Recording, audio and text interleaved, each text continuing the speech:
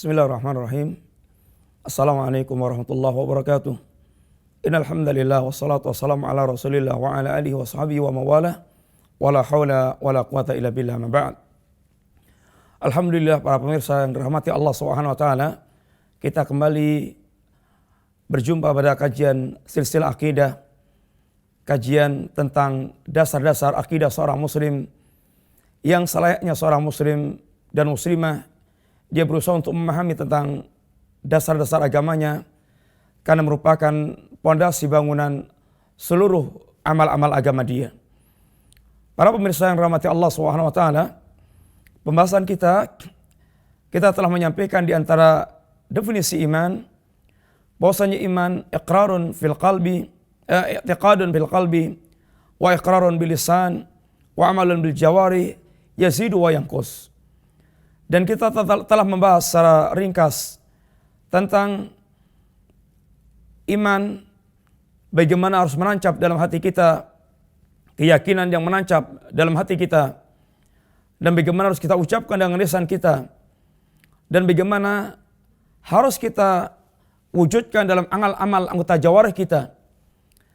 Dan ini semuanya terangkum dalam sebuah hadis Nabi SAW yang Nabi mengatakan al-imanu bid'un wa sab'una syu'bah atau bid'un wa situna syu'bah. Iman itu adalah 70 sekian cabang atau 60 sekian cabang. Fa'alaha qawlu la ilaha illallah wa ta'naha imatatul adha 'anil tariq wal haya'u syu'batun minal iman. Yang paling tingginya, paling pokoknya, paling utamanya adalah ucapan kalimat la ilaha illallah. Kemudian paling rendahnya menyingkirkan gangguan yang ada di jalan. Dan al-haya, rasa malu, merupakan cabang daripada cabang iman. Apabila kita lihat sekilas dalam hadis ini, maka kita melihat di sana ada ucapan qaulu la ilaha illallah.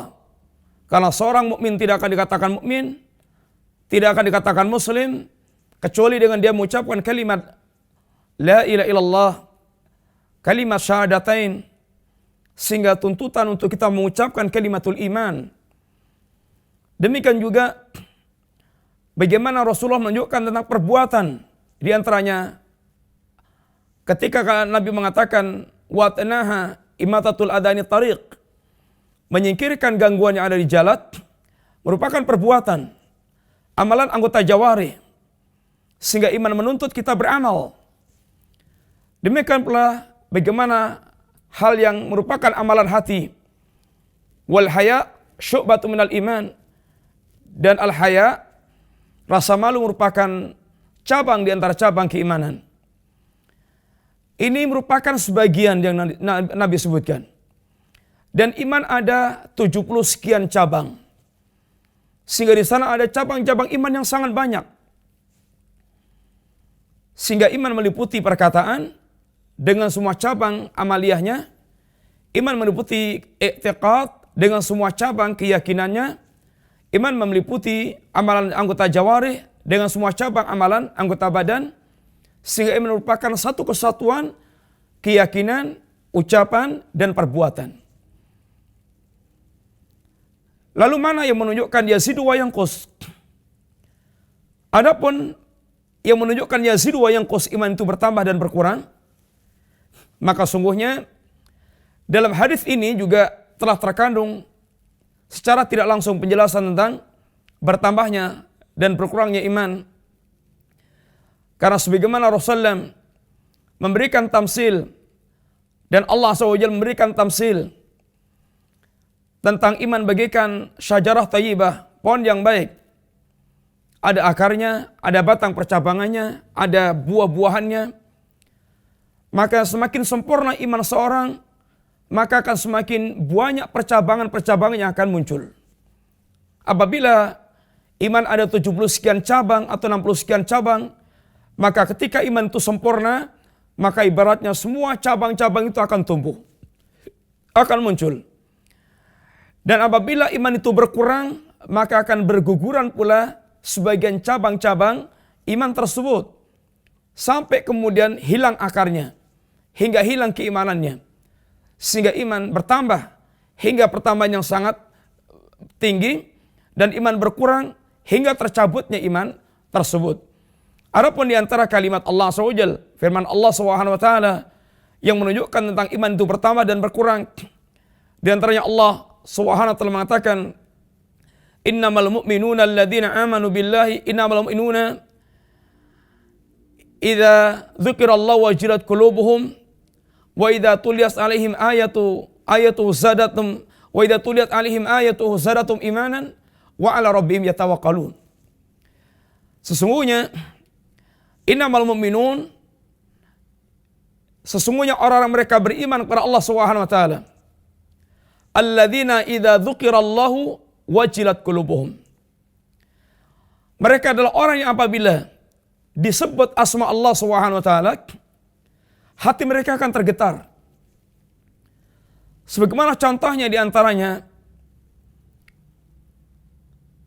seorang pemuda yang mereka hendak berzina. Kemudian si wanita mengatakan ittaqillah wa la tufdil khatam illa bihaqqiha. Bertakwalah Anda kepada Allah, jangan kau pecahkan cincin kecuali dengan haknya. Lalu pemuda ini hatinya bergetar. Lalu pemuda ini tinggalkan wanita dengan harta yang telah dia serahkan. Maka saat ketika dia sedang terjebak di goa, lalu dia berdoa kepada Allah SWT dengan mengingat amalan tersebut. Ya Allah, seandainya amalan itu aku lakukan semata karenamu, maka bukakanlah pintu goa. Yang kita ambil sebagai syahid atau sebagai pembahasan dalam riwayat tersebut, bagaimana laki-laki ini dia tergetar hatinya saat disebutkan asma Allah SWT. Demikian pula wa idza tuliyat alaihim ayatuhu zadatum imanan. Ketika dibacakan kepada mereka ayat-ayat Allah Subhanahu wa taala, iman mereka bertambah. Sehingga di sini Allah menunjukkan zadatum imanan. Imannya bertambah. Menunjukkan iman itu ada pertambahan dan ada perkurangan. Demikian pula ketika Allah SWT menyebutkan ayat huwallazi anzala sakinata fi qulubil mu'minin liyasdadu imanan ma'a imanihim. Dialah Allah Subhanahu wa taala yang telah menurunkan as-sakinah, ini ketenangan, fi qulubil mu'minin, di hatinya orang-orang mukmin, liyasdadu imanan ma'a imanihim, agar bertambah iman mereka bersama dengan iman yang telah ada di hati mereka. Ini semuanya di antaranya menunjukkan bagaimana iman itu bertambah dan berkurang. Yang para ulama kita mengatakan yazidu bit ta'at wa yanqus bil ma'siyah. Bertambah dengan ketaatan-ketaatan, wa yanqus bil ma'asi, dan berkurang dengan kemaksiatan-kemaksiatan yang mereka lakukan. Para ulama mengingatkan kepada kita di antara hal-hal yang akan bisa menambah keimanan kita, sehingga bagaimana iman kita bisa bertambah, dan kita mengusahakan bagaimana iman kita selalu bertambah. Di antara yang pertama, di antara faktor-faktor yang akan bisa menambah keimanan kita, hendaklah seorang selalu dia bermuamalah dengan ilmu syar'i. Hendaklah seorang dia berusaha untuk mendapatkan ilmu syar'i. Karena ilmu ini merupakan kehidupan iman dan merupakan penyubur iman.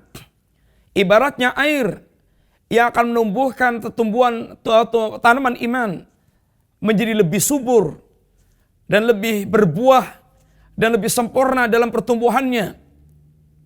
Sehingga bagaimana Allah Subhanahu wa taala menyebutkan tentang ilmu dalam ayat Al-Qur'an, Allah katakan ilmu dengan atau wahyu atau risalah dengan an-nur dan dengan ar-ruh. Ilmu bagaimana Allah menyebutkan risalah dengan ar-ruh di antaranya. Sesuatu yang akan menghidupkan keimanan. Sehingga semakin orang itu berinteraksi dengan risalah, dengan ilmu, maka imannya dia akan semakin hidup, semakin kuat, semakin bertambah, semakin kokoh, semakin sehat, semakin sempurna. Sebaliknya, ketika orang dia menjauh dari ilmu, dia meninggalkan risalah, maka dia akan mengalami kematian tanaman iman. Rasulullah SAW ketika memberikan tamsil atau menerangkan tentang risalah yang Allah turunkan, innama mathalu ma ba'athani Allahu bihi minal huda wal ilmi kamathali ghaithil kathir asaba ardan. Perumpamaan antara petunjuk dan ilmu yang Allah turunkan, yang Allah mengutus dengannya, yang Allah mengutus aku dengannya. Ini mengutus Rasulullah dengan ilmu dan petunjuk tersebut, dengan risalah. Kamathali ghaithil kathir asaba ardan. Seperti air hujan yang menimpa tanah. Sehingga air hujan ini sifatnya akan memberikan kehidupan, akan menghidupkan. Sehingga bumi yang tadinya nampak tandus kering, dengan turunnya air hujan, maka akan tumbuh, akan nampak hijau, sehingga tampak kehidupan. Sehingga ilmu ini akan menghidupkan keimanan dan akan menyempurnakan keimanan. Dan hilangnya ilmu, jauhnya seorang dari ilmu, merupakan kegelapan hidup dan kebinasaan yang akan dia dapatkan. Sehingga Allah SWT mengatakan tentang orang-orang yang mereka memiliki rasa khasyah kepada Allah SWT. Innama yakhshallaha min ibadil ulama. Sesungguhnya orang-orang mereka memiliki rasa takut kepada Allah adalah para ulama. Allah SWT bagaimana mengkaitkan antara munculnya rasa khasyah, rasa takut yang benar kepada Allah SWT dengan para ulama. Ini khasyah dengan ilmu. Karena sungguhnya sempurnanya rasa takut kepada Allah sebanding dengan ilmu yang dia miliki tentang Allah SWT. Semakin dia sempurna memiliki ilmu, semakin sempurna rasa takut dia kepada Allah SWT. Dan semakin banyak amal iman yang bisa dia wujudkan dengan ilmu tersebut. Maka ilmu merupakan faktor pertama yang akan bisa menambah keimanan seorang. Dan termasuk ilmu syar'i diantaranya qiraatul Quran, membaca Al-Quran. Yang dengannya dia akan mendapatkan berbagai macam pembahasan ilmu yang Allah turunkan, yang Allah sebutkan dalam kitab Allah. Demikian pula membaca As-Sunnah An-Nabawiyah, karena As-Sunnah merupakan penjelas Al-Quranul Karim. Demikian pula membaca sirahnya Rasulullah SAW, karena sirah beliau merupakan ini perwujudan dari Al-Quranul Karim. Karena khuluqul Quran, akhlak beliau adalah Al-Quran. Sehingga perjalanan beliau merupakan perwujudan penghambaan kepada Allah SWT. Bagaimana keyakinan, bagaimana ibadahnya, bagaimana akhlaknya, bagaimana jihadnya, bagaimana dakwahnya, dan seterusnya.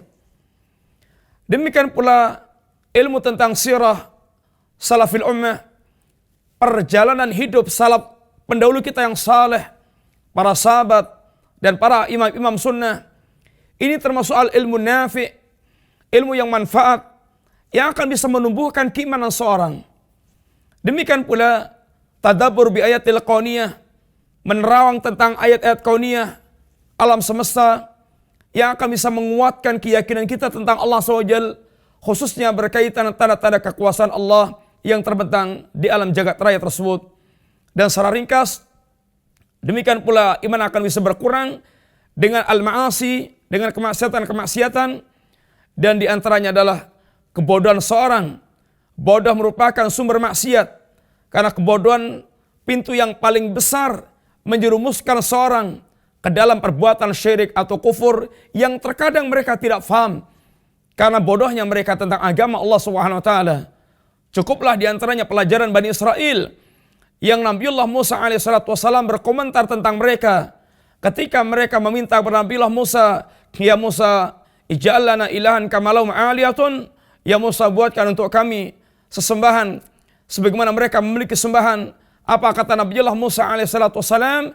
Qala innakum qaumun tajhalun. Sungguh kalian kaum yang sangat bodoh. Kalian kaum yang sangat bodoh. Ini bodoh tentang Allah Subhanahu wa taala. Bodoh tentang keyakinan yang benar, sehingga kebodohan dia hampir menjerumuskan mereka dalam perbuatan asyirku billah. Demikian pula ketika Abu Waqid Al-Laitsi, dia meminta untuk dibuatkan pohon yang bisa dikeramatkan. Apa kata Nabi? Allahu Akbar. Qultum kama qalat Bani Israel li Musa alaihi salatu wassalam, ya Musa ijalana ilan kamalum ahliyatun qala innakum qaumun tajhalun. Sehingga kebodohan merupakan sumber yang sangat utama turunnya keimanan kita dan berkurangnya keimanan kita dan rusaknya keimanan kita. Demikian pula tenggelamnya kita dalam kelalaian, tenggelamnya kita dalam berbagai macam kelalaian, sehingga kita lupa Allah, lupa agama, dan kita tenggelam dalam sikap berpaling dari agama Allah SWT. Ini semuanya merupakan faktor yang sering sekali manusia kemudian merosot keimanan mereka. Demikian pula kecintanya kepada dunia, hati mereka dikuasai oleh dunia, sehingga dia termasuk orang maftun, orang yang terfitnah dengan dunia. Sedangkan dunia, kata Allah SWT, wa mal hayatud dunya illa mata'ul ghurur, tidaklah dunia itu kecuali kehidupan yang penuh dengan tipuan, sehingga banyak manusia tertipu dengan dunia, hingga dia sampai ketika ajal datang, dia belum memiliki kesiapan sama sekali, amal yang akan mengantarkan dia selamat di hadapan Allah Subhanahu wa taala. Demikian pula kawan yang buruk sungguh merupakan musibah, sehingga Nabi ingatkan, al-mar'u ala dini khalilih, falyanzur ahadukum man yukhalil. Seseorang itu berada di atas agama kawannya, maka perhatikan siapa kawan yang Anda jadikan sebagai kawan dekat. Makanya seorang dia memperhatikan siapa yang dijadikan sebagai kawan dekatnya itu. Karena kawan sangat berdampak dan berpengaruh. Sahib adalah yang akan membawa kita, menyeret kita, mengantarkan kita apakah kepada kebaikan atau keburukan. Sangat sekali terpengaruh dengan kawan tersebut. Yang Nabi SAW juga ketika memberikan tamsil tentang majlis yang salih dan majlis yang buruk. Masalu majlis salih wa majlisu, perumpamaan antara majlis yang salih dan majlis yang buruk, kahamilil miski wa nafikhil kir, seperti bergaul dengan penjual minyak wangi dan bergaul dengan pandai besi. Adapun nafikhil kir, adapun hamilul miski, apabila kita bergaul dengan penjual minyak wangi, ada 3 alternatif. Yang pertama, imma yuhdiyaka, boleh jadi dia akan memberikan minyak wangi kepada Anda sehingga Anda bisa memanfaatkan minyak wanginya. Anda bergaul dengan orang saleh, boleh jadi dia akan menasihati Anda, mengajari Anda ilmu sehingga Anda mendapat manfaat. Wa imma antabta'a minhu, atau Anda membeli minyak wangi dari dia. Anda bergaul dengan orang saleh yang alim, Anda belajar akhlaknya, Anda mengambil ilmunya, Anda mengambil sesuatu yang baik dari dia. Atau pula kalau tidak, wa imma antajidarihan thayyibah, minimal Anda akan mendapatkan bau yang enak, yang wangi. Ini merupakan pengaruh atau merupakan suasana orang-orang saleh yang majelisnya majelis yang baik, kalimatnya kalimat yang baik, pembicaraan yang baik, maka sungguh kita akan mendapatkan suasana yang baik ketika bersama dengan orang-orang saleh. Jauh dari tipuan, jauh dari kezaliman, jauh dari ghibah, namimah dan seterusnya. Adapun ketika bergaul dengan majelis yang buruk, kawan yang buruk, maka seperti bergaul dengan pandai besi, ayyuhriqa thawbak, imma akan membakar pakaian Anda, wa imma antajidarihan khabithan, atau Anda akan mendapatkan bau yang busuk atau bau yang buruk, yang tidak enak. Maka sungguh ini perumpamaan yang bagus yang diajarkan Nabi kepada kita, sehingga mudah-mudahan Allah SWT memelihara keimanan kita untuk bisa selalu bertambah, dan kita menjaga diri dari berkurangnya keimanan kita, atau kita selalu dalam keadaan berusaha untuk memiliki sikap istiqamah, sehingga Allah SWT menjadikan kita orang yang berakhir kehidupan kita dengan membawa iman dan husnul khatimah. Mudah-mudahan manfaat. Wassallallahu ala nabiyyina Muhammadin wa ala alihi wa sahbihi wasallam. Assalamualaikum warahmatullahi wabarakatuh.